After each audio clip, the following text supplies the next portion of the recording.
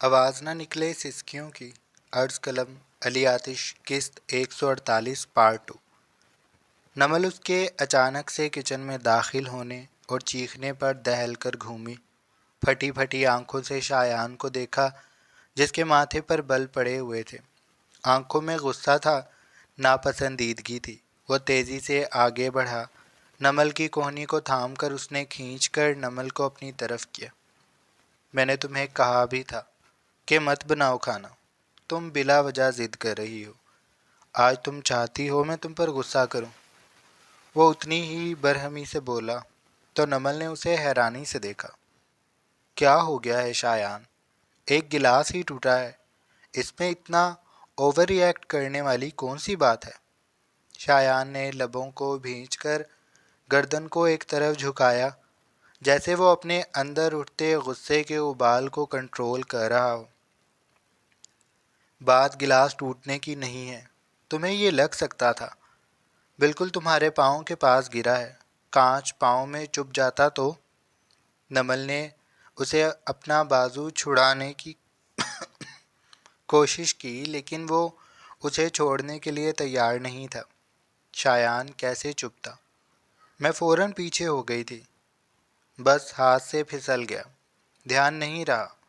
وہ اسے نرمی سے سمجھانے لگی لیکن شایان نے سر دائیں بائیں ہلایا۔ بس بہت ہو گیا، اب چھوڑو اس سب کو اور چلو باہر، میں کھانا آرڈر کر رہا ہوں۔ وہ بیزاری سے بولا تو نمل نے اس کے ہاتھ کو پکڑا اور سنجیدگی سے بولی، شایان مجھے آپ کا اس طرح سے بات کرنا اچھا نہیں لگ رہا، آپ بلا وجہ مجھ پر غصہ کر رہے ہیں۔ میں بلا وجہ غصہ نہیں کر رہا، تم مجھے غصہ دے رہی ہو۔ میں منع کر رہا ہوں نا، کیا آج کھانا بنانا لازمی ہے؟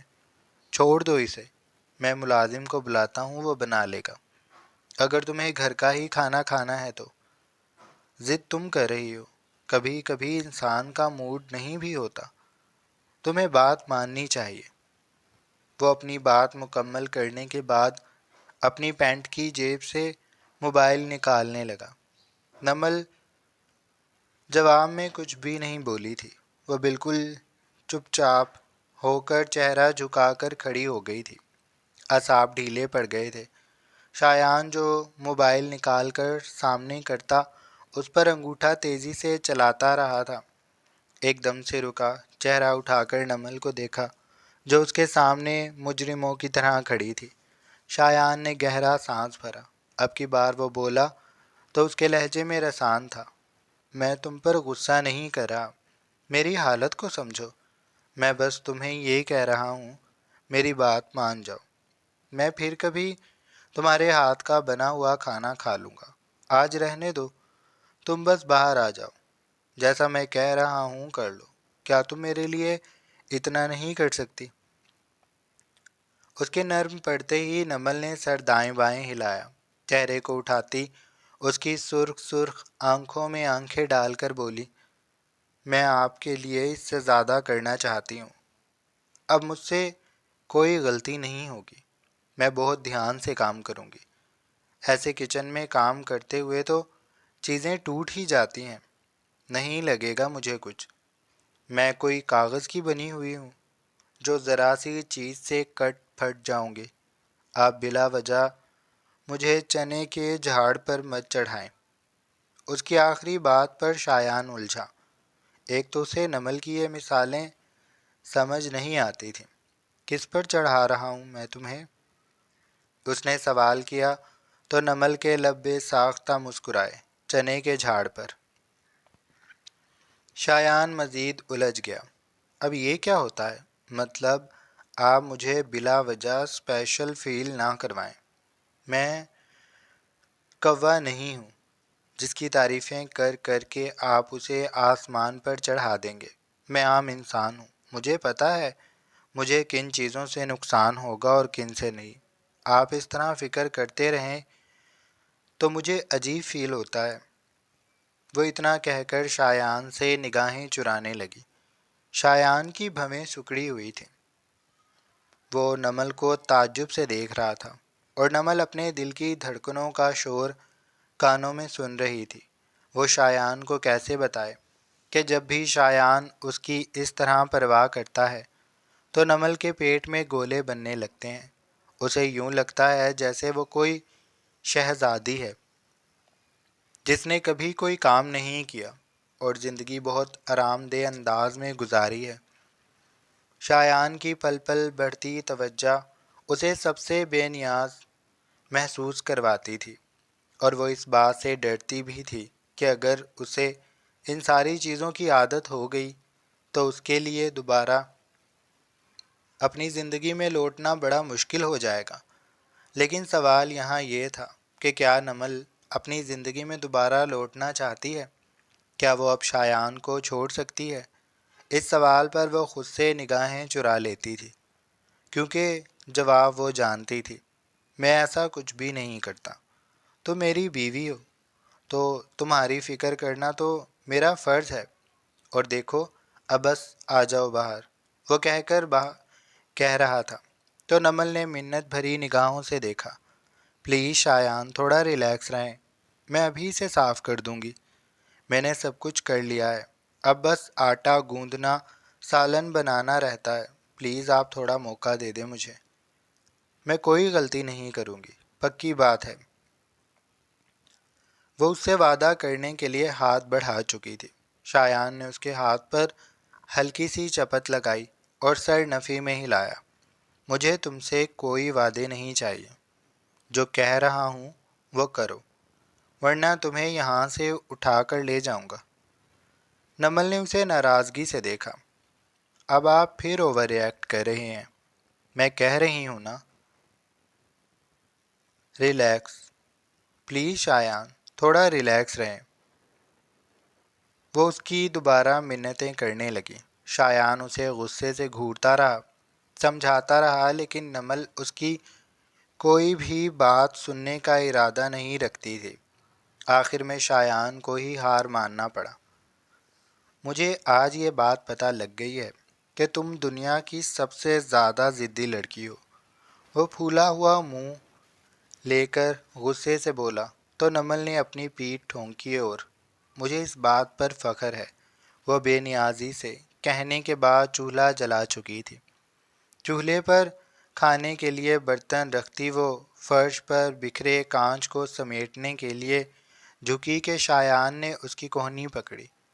میں یہ کر لوں گا، تم وہ کرو جو کرنے آئی ہو اور زیادہ ٹائم مت لگاؤ۔ نمل نے اسے حیرانی سے دیکھا۔ آپ کریں گے اسے؟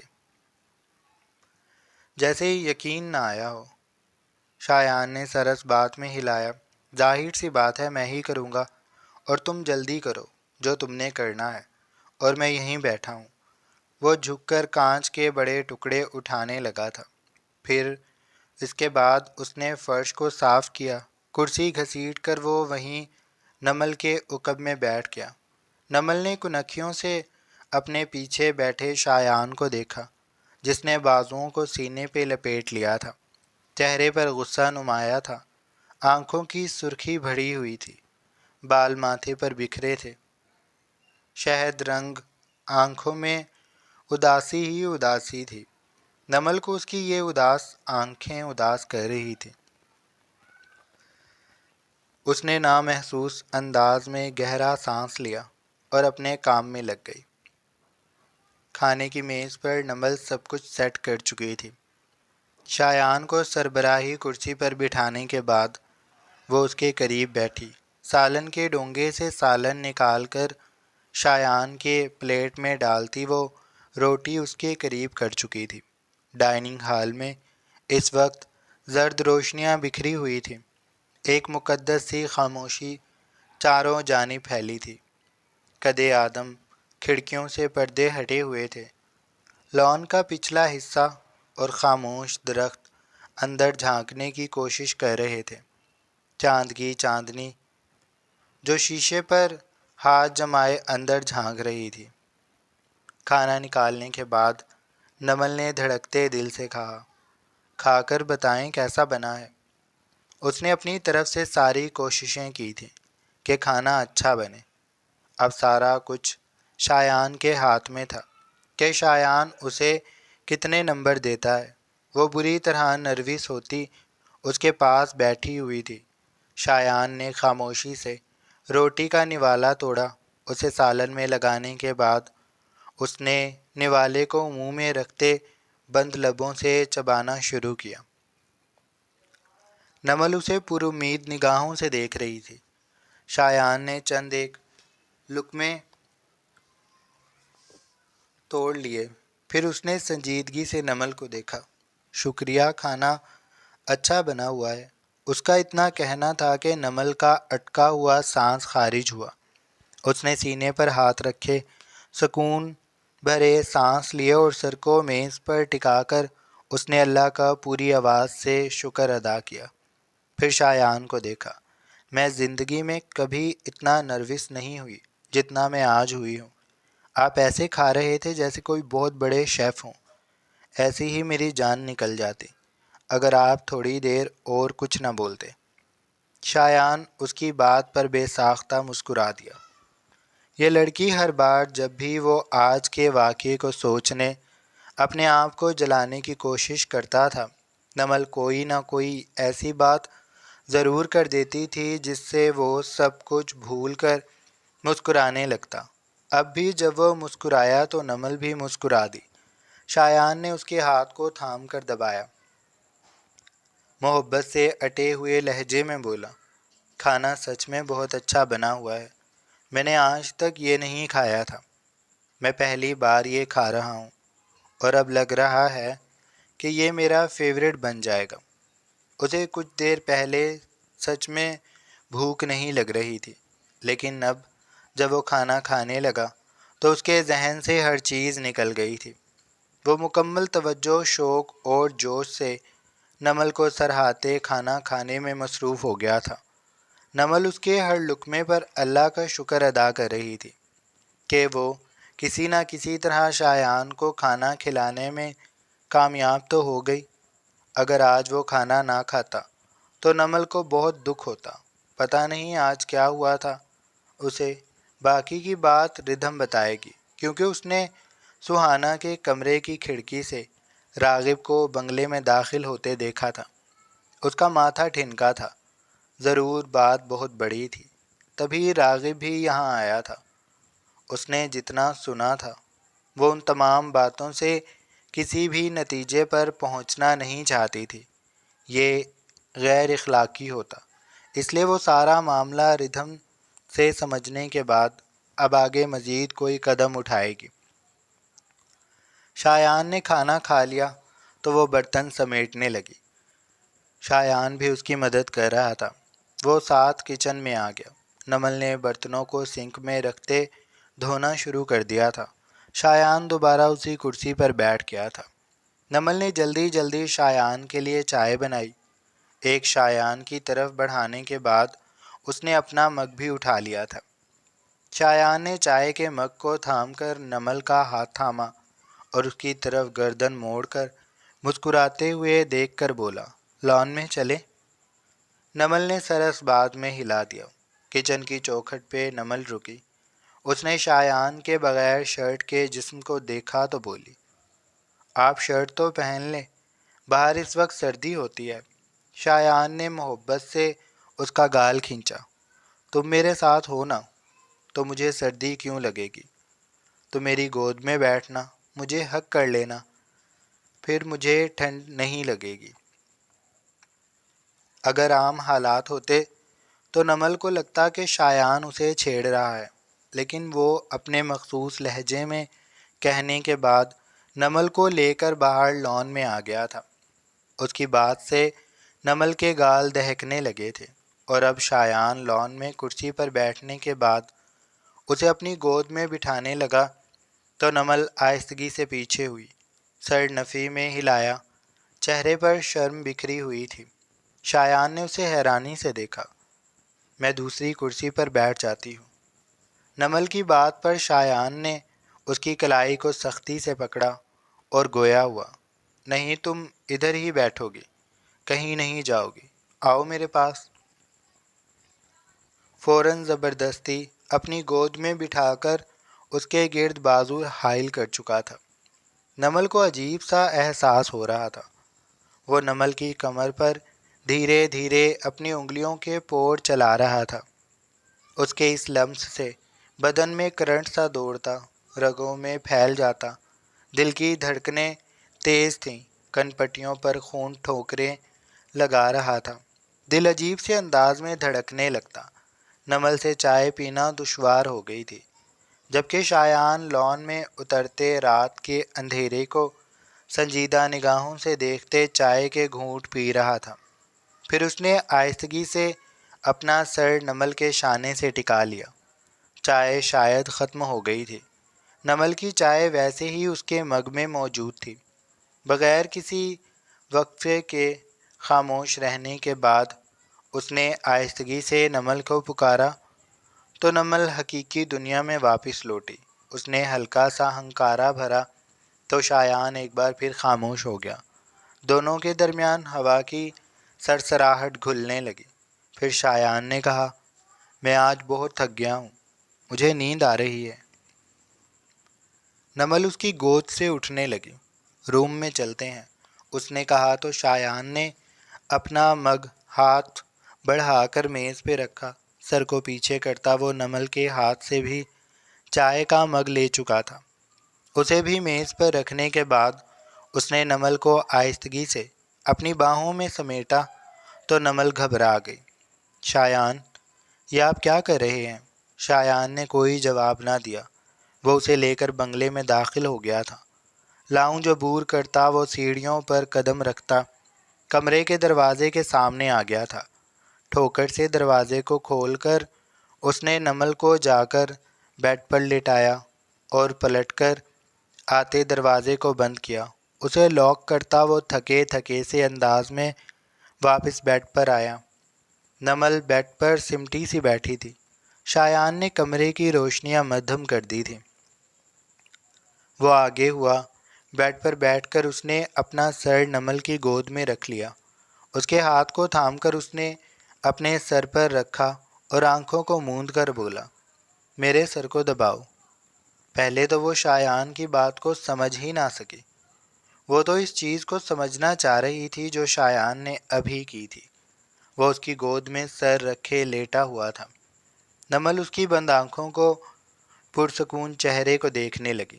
شایان نے اپنی بات کو دہرایا تو وہ چونک کر اس کے بالوں میں دھیرے دھیرے انگلیاں چلانے لگی۔ میں ایسے ہی سو جاؤں، مجھے نیند آ رہی ہے، اس نے بند آنکھوں سے کہا۔ نمل نے دھیرے سے جواب دیا، آپ سو جائیں شایان۔ جواب وہ اس کے سر کو اپنی مخروطی انگلیوں سے دھیرے دھیرے دبا رہی تھی۔ شایان کے اعصاب پر چھائی تھکن آہستہ آہستہ اترتی اس پر نیند حاوی کرنے لگی تھی۔ نمل خاموشی سے اس کے سر کو دبانے لگی تھی۔ شایان نے اس کے دوسرے ہاتھ کو تھام کر اپنے سینے دل کے مقام پر رکھ لیا تھا۔ گھٹنوں کو سمیٹ کر وہ کسی چھوٹے بچے کی طرح نمل کی گود میں سر رکھے لیٹا ایک کروٹ پر تھا، اور نمل عجیب سی کیفیت کا شکار ہو رہی تھی۔ وہ شایان کو دیکھ رہی تھی تو اسے شایان پر ترس آ رہا تھا۔ کچھ تو بہت غلط ہوا تھا شایان کے ساتھ، ورنہ اس نے شایان کو کبھی اس طرح بکھرا نہیں دیکھا تھا۔ نمل کا تجسس پل پل بڑھ رہا تھا، لیکن وہ خاموش تھی۔ شایان کے بالوں میں انگلیاں چلاتی رہی۔ شایان کچھ دیر میں ہی سو گیا تھا۔ رات کے دوسرے پہر شایان کی آنکھ کھلی تو اس نے نمل کو دیکھا، جو بیڈ گراؤنڈ سے کمر ٹکا کر بیٹھی سو رہی تھی۔ شایان نے دیوار پر لگی گھڑی کی جانب نگاہیں کی تو رات کے 2 بج رہے تھے۔ وہ ایک دم سے نمل سے پیچھے ہوا۔ اسے شدید شرمندگی کا احساس ہوا۔ اس کی وجہ سے نمل کب سے ایسے بیٹھی ہوئی تھی۔ اس کی کمر درد کرنے لگ گئی ہوگی۔ شایان شرمندہ ہوتا کچھ دیر نمل کو دیکھتا رہا، پھر اس نے نمل کو آہستگی سے اپنے قریب کھینچا۔ اس کی ٹانگوں کو کھولتا وہ انہیں بیڈ پر پھیلاتا۔ اس کا سر اپنے بازو پر رکھ چکا تھا۔ گلے سے نمل کا دوپٹہ نکال کر اس نے دور صوفے پر اچھال دیا تھا۔ نمل کے چٹیا میں گندے بالوں کو ایک شانے پر کرتا وہ اس کا رخ اپنی طرف کر چکا تھا۔ اس نے آگے بڑھ کر نمل کے ماتھے پر بوسہ دیا۔ ہاتھ کی پشت سے وہ اس کے گال کو محسوس کرتا رہا۔ اس کا دل کر رہا تھا کہ وہ نمل کے ہونٹوں کو چھو لے، لیکن اس ڈر سے اس نے ایسی کوئی حرکت نہیں کی کہ کہیں نمل کی نیند نہ کھل جائے۔ اس نے پہلے ہی نمل کو اتنی دیر سزا کے طور پر بٹھائے رکھا، اور اب جب وہ سو گئی ہے تو شایان ایسی کوئی حرکت نہیں کرنا چاہتا تھا جس سے نمل کی آنکھ کھلے۔ اسی لیے وہ خود نمل کے قریب ہوا، اسے اپنے سینے کی جانب کرتا وہ اپنے بازو کو نمل کی کمر کے گرد لپیٹ چکا تھا۔ نادانستہ وہ ہلکے ہاتھ سے نمل کی کمر کو دبا رہا تھا، اور نمل بے خبر سو رہی تھی۔ کچھ دیر نمل کے قریب لیٹے رہنے کے بعد اسے دوبارہ سے زیبا یاد آنے لگی، تو وہ آہستگی سے اس کے پاس سے اٹھا۔ بیڈ سے اتر کر اس نے اپنا رخ الماری کی جانب کیا۔ وہاں سے سگریٹ کی ڈبی اور لائٹر نکال کر وہ بالکنی کی جانب بڑھ گیا تھا۔ کمرے کی بالکنی سے دکھائی دیتا شہر خاموش تھا، روشنی کہیں کہیں جلتی محسوس ہوتی تھی۔ دوسرے پہر کا روشن چاند اس کی نگاہوں کے سامنے تھا، اور ستارے جگمگ جگمگ کرتے آسمان کو تیز نیلا رنگ بخش رہے تھے۔ شایان نے لائٹر سے سگریٹ سلگایا اور لبوں میں دبا کر گہرا کش لیتے دھوئیں کے مرغولوں کو فضا کے سپرد کرتے وہ ان مرغولوں میں زیبا کی صورت دیکھنے لگا تھا۔ اس کے چلے جانے کا کہنے پر زیبا اس کے سامنے بیٹھی تھی۔ اس نے شایان کو سمجھانے کی کوشش کی تھی، لیکن شایان کی آنکھوں میں نرمی کا ایک تاثر بھی دکھائی نہیں دے رہا تھا۔ تبھی زیبا کی آنکھوں کا رنگ بدلا تھا، ان میں آگ دہکتی محسوس ہوئی تھی۔ مجھے تم سے یہ امید نہیں تھی شایان، تم نے مجھ سے جھوٹ کہا تھا، تم نے میرا ساتھ نہیں دیا، اور نہ ہی تم کبھی دے سکتے ہو۔ تم ایک بزدل ہو جو اپنی ماں کے لیے کھڑا نہیں ہو سکا۔ تمہیں کیا لگتا ہے مجھے تمہارے سہارے کی ضرورت ہے؟ مجھے تمہارے سہارے کی ضرورت نہیں ہے، لیکن میں تمہیں اتنا ضرور کہنا چاہوں گی، تم ایک دن بہت پچھتاؤ گے۔ وہ اس حالت میں بھی نہیں تھا کہ زیبا کو جواب دے سکے۔ وہ یہ پوچھنا چاہتا تھا کہ وہ کیوں پچھتائے گا، اس نے ایسا کیا کیا ہے؟ کیا اتنا سب ہونے کے بعد اس کا اتنا بھی حق نہیں بنتا کہ وہ ناراض ہو جائے، کچھ دن غصہ ہو جائے؟ اس کی جانب سے جواب منصور نے دیا تھا۔ وہ غصے سے آگے بڑھے تھے۔ زیبا کے سر پر کھڑے ہو کر انہوں نے دھاڑتے ہوئے کہا تھا، تم میرے بیٹے کو دھمکیاں دینا بند کرو۔ تم نے جو کچھ کرنا تھا تم کر چکی، اب تم کسی کا کچھ بھی نہیں بگاڑ سکتی۔ اور تم کون سی ساتھ کی بات کر رہی ہو؟ شایان ان کی جانب سے اپنے کان بند کر لیے۔ وہ ان دونوں کو لڑتے ہوئے نہیں سننا چاہتا تھا، وہ بس چاہتا تھا کہ یہ دونوں یہاں سے چلے جائیں۔ زیبا منصور کو برا بھلا کہتی، اسے جواب دیتی اٹھی اور لاؤنج سے اپنے کمرے کی جانب آ گئی۔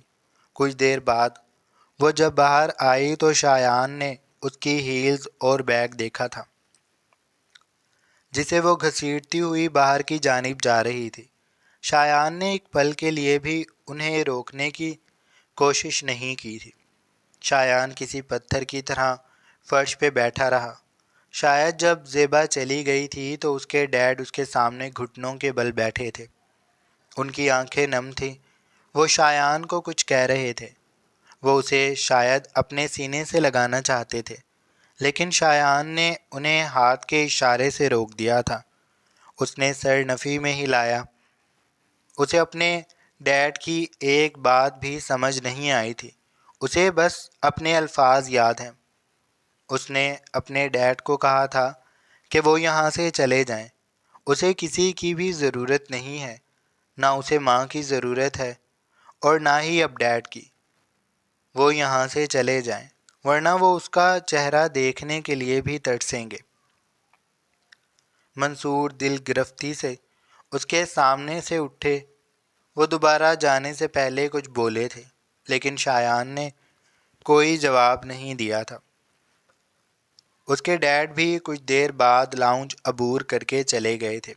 ماضی کا تلخ دھواں کسی فلم کی طرح اس کے سامنے ہلکورے لے رہا تھا۔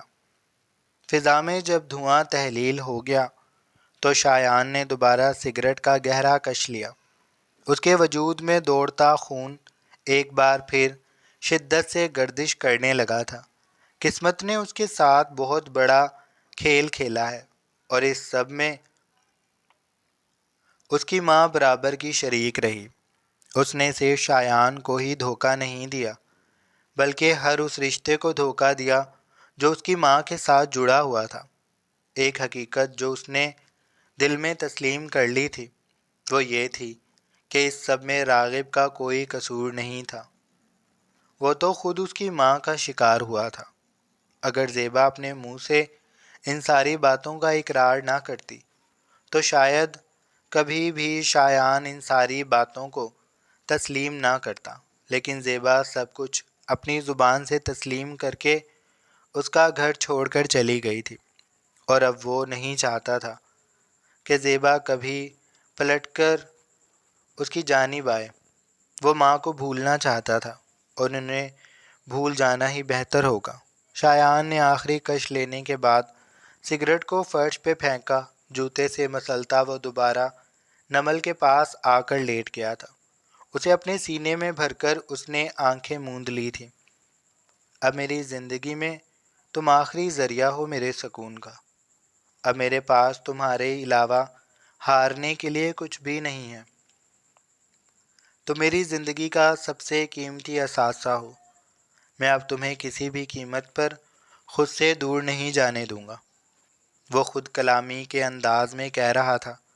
اس کی بات کو دھیرے دھیرے پھیلتی صبح نے سنا، اور وہ چمکتی ہر طرف بکھر گئی۔ جاری ہے۔